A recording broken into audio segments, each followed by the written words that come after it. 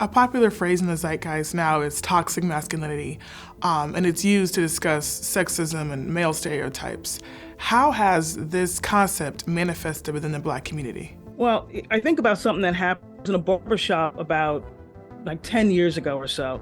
And there was a young Black father who came in with his son. The son, looked to be pretty young, and explained to the barber that he was getting his kid his first professional haircut. And as soon as the clippers got near the kid's ear, the kid started crying. He was sort of yelling and he was sort of screaming, and it was really kind of unnerving him. And the father, instead of comforting his child, yelled at him and said, "Stop it. Stop acting like a baby, be a man." This kid was maybe about 3 years old, but what did this already instill in him about what it meant to be a man?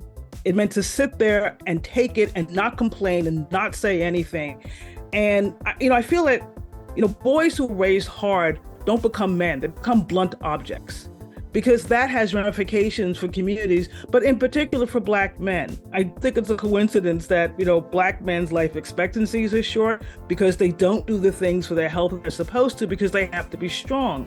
And I understand messages of Black male strength, and that which clearly date back centuries, and the ideas of the ways that white society has attacked Black male bodies, and how you have to become this fortress, you have to protect yourself, and you can't show weakness, and all you can show is strength. But that isn't what people are.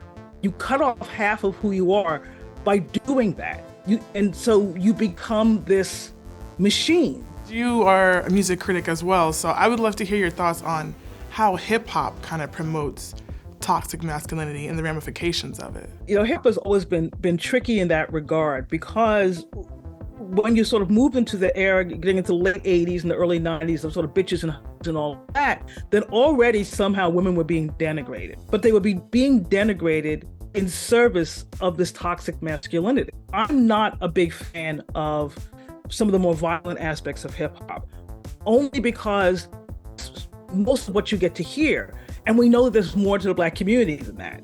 And so when you sort of reinforce that idea that, this is what you carry a gun and you speak to women this way, and women are really just nothing more than sort of semen receptacles and not human beings, it's such a damaging part of the culture, because it damages men, but also damages women.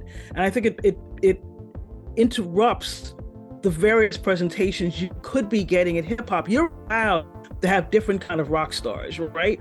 But hip hop gets to be one thing. The thing that makes the most money and gets the most attention is usually the one that is going to denigrate women. And I'm not going to sound like, C. Dolores Tucker here or anything, but there is something to be said for the reinforcement of women as rubbish, really, to be used and abused and disposed of, because that's what a man does. And that isn't what a man does. It's been around now for at least the last 30 odd years of hip hop, if not longer. That's what wasn't what it was. I'm an old head. That's not what it was in the early 80s, or even the late 70s, if I really want to go back. That's not what it was.